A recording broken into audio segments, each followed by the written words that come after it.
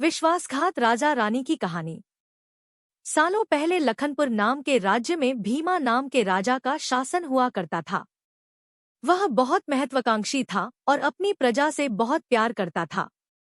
उनके राज्य में चारों ओर खुशहाली थी, लेकिन राजा रानी खुद हमेशा दुखी रहते थे।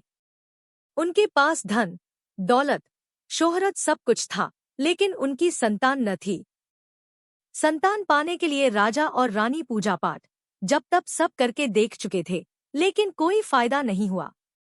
एक दिन महर्षि के कहने पर राजा ने महायज्ञ कराने का फैसला किया। यज्ञ और भगवान के प्रताप से राजा को एक बहुत सुंदर कन्या की प्राप्ति हुई।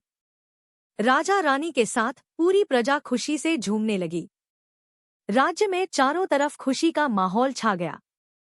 राजा ने सारे नगर वासियों को पिता बनने की खुशी में भोज पर आमंत्रित किया। धीरे धीरे समय बीतने लगा। राजकुमारी बड़ी होने लगी। वह काफी सुंदर और गुणवान थी। राजा रानी उसे देखकर ही खुश रहने लगे, लेकिन एक दिन उनकी खुशी को मानो जैसे नजर लग गई।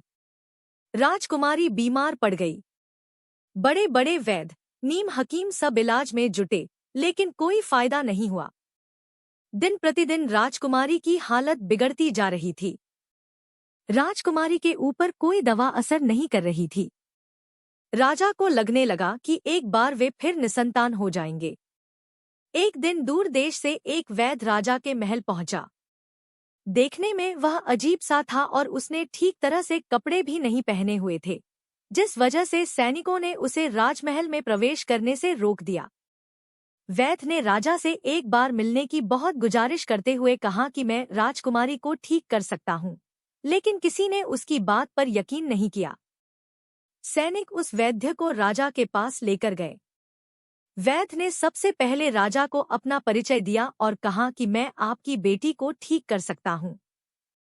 राजा उसकी बात सुनकर प्रसन्न हुआ, लेकिन उसका रहन सहन देखकर राजा ने भी उस पर यकीन नहीं किया। उधर राजकुमारी की तबीयत दिन प्रतिदिन खराब होती जा रही थी। इसलिए राजा किसी वैद्य पर यकीन नहीं कर पा रहे थे, लेकिन उस वैद्य का आत्मविश्वास देखकर राजा ने उसे एक मौका देने का फैसला किया। राजा ने वैद्य को बोला कि अगर राजकुमारी ठीक नहीं हुई तो अंजाम भुगतने के लिए तैयार रहना। इस पर वैद्य ने बोला ठीक है, लेकिन अगर राजकुमारी ठीक हो गई तो मुझे क्या मिलेगा? राजा ने कहा जो मांगोगे मिलेगा। वैद्य राजी हो गया। राजा खुद उस वैद्य को लेकर राजकुमारी के पास गया। राजकुमारी बिस्तर पर बेजान सी लेटी हुई थी। ऐसा लग रहा था जैसे किसी ने उसका सारा नूर निकाल लिया हो। चेहरा दर्द में डूबा पीला पड़ गया था। वैद्य राजकुमारी के करीब पहुंचा और नब्ज टटोलने लगा। फिर उसने थैले से जड़ी बूटियों से तैयार दवा की पुड़िया निकाली और राजकुमारी के मुंह में डाल दी। वैद्य ने राजा और रानी से बोला कि आपकी बेटी जल्दी ठीक हो जाएगी। वैद्य की बात सुनकर राजा रानी के मन में बेटी के ठीक होने की एक उम्मीद की किरण जाग उठी। ऐसे ही इलाज करते हुए 2 महीने बीत गए। धीरे धीरे राजकुमारी की हालत में सुधार होने लगा।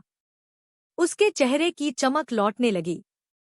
राजा रानी के चेहरे की खुशी भी झलकने लगी। एक दिन वैद्य ने राजा से कहा, महाराज, राजकुमारी अब ठीक हो गई है। ये 1 महीने की पुड़िया बनाकर दे रहा हूँ। इसे समय पर राजकुमारी को देते रहना। इसके बाद राजकुमारी पूरी तरह स्वस्थ हो जाएंगी। यह बीमारी दोबारा उनके पास भी नहीं भटकेगी। अगले दिन राजा ने वैद्य को अपने पास बुलाया और कहा कि वादे के मुताबिक मैं तुम्हें तुम्हारा इनाम देना चाहता हूँ। बताओ तुम्हें क्या चाहिए? वैद्य बोला, सोच लीजिए राजा जी, आप अपने वादे पर कायम रह पाएंगे। राजा ने बोला, तुमने मेरी बेटी को स्वस्थ किया है, बोलो क्या मांगते हो? वैद्य ने मुस्कुराते हुए कहा, आपका आधा राज्य और बेटी का हाथ। इतना सुनते ही राजा आग बबूला हो गया। उसने कड़कते हुए कहा, तुम होश में तो हो? अगर तुमने मेरी बेटी के प्राणों की रक्षा न की होती तो तुम अब तक यमलोक पहुंच गए होते। उसने सैनिकों को आदेश दिया कि इसे राज्य से बाहर निकाल दिया जाए। वैद्य कुटिलता से मुस्कुराते हुए वहां से चला गया। इस घटना के कुछ दिन ही बीते थे कि एक दिन फिर राजकुमारी की हालत बिगड़ गई। उसका शरीर नीला पड़ गया। आनन-फानन में राजवैद्य को बुलाया गया। राजवैद्य ने बताया कि राजकुमारी को जहर दिया गया है। इसका तोड़ किसी के पास नहीं है। कुछ देर बाद राजकुमारी ने दम तोड़ दिया। पूरे राज्य में मातम छा गया। राजा रानी शोक में डूब गए। छानबीन में पता चला कि वैद्य ने राजकुमारी को 1 महीने खाने के लिए जो पुड़िया दी थी, उनमें से ही एक पुड़िया में जहर था। वैद्य को पहले ही शक था कि राजा उसकी बात नहीं मानेगा, इसलिए उसने एक पुड़िया में जहर भरकर रखा था। उसने सोचा कि अगर राजा शादी के लिए मान जाता है तो वह जहर वाली पुड़िया हटा देगा, लेकिन अगर नहीं माना तो इसकी सजा राजकुमारी को भुगतनी होगी।